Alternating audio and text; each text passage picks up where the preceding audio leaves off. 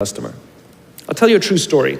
A few months ago, I stayed at the Four Seasons in Las Vegas. It is a wonderful hotel. And the reason it's a wonderful hotel is not because of the fancy beds. Any hotel can go and buy a fancy bed. The reason it's a wonderful hotel is because of the people who work there. If you walk past somebody at the Four Seasons and they say hello to you, you get the feeling that they actually wanted to say hello to you. It's not that somebody told them that you have to say hello to all the customers, say hello to all the guests, right? You actually feel that they care. Now, in their lobby, they have a coffee stand. And one afternoon, I went to buy a cup of coffee, and there was a barista by the name of Noah who was serving me. Noah was fantastic.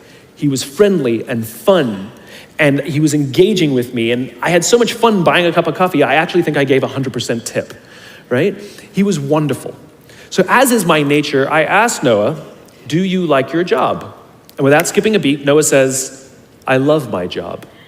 And so I followed up. I said, "What is it that the Four Seasons is doing that would make you say to me, 'I love my job'?" And without skipping a beat, Noah said, "Throughout the day, managers will walk past me and ask me how I'm doing, if there's anything that I need to do my job better." He said, "Not just my manager, any manager." And then he said something magical. He says, "I also work at Caesar's Palace. And at Caesar's Palace, the managers are trying to make sure we're doing everything right. They catch us when we do things wrong."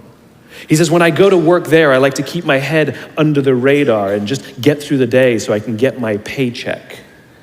He says, "Here at the Four Seasons, I feel I can be myself."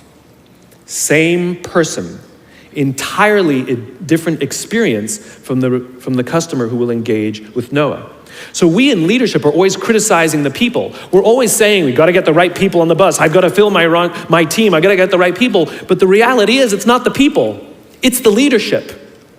If we create the right environment, we will get people like Noah at the Four Seasons. If we create the wrong environment, we will get people like Noah at Caesar's Palace. It's not the people. And yet we're so quick to hire and fire. You can't hire and fire your children.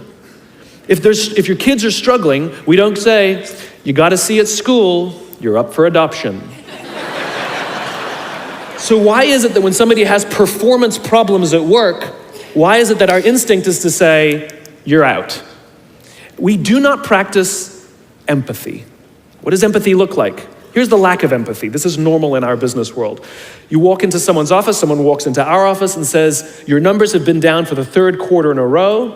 You have to pick up your numbers, otherwise I can't guarantee what the future will look like."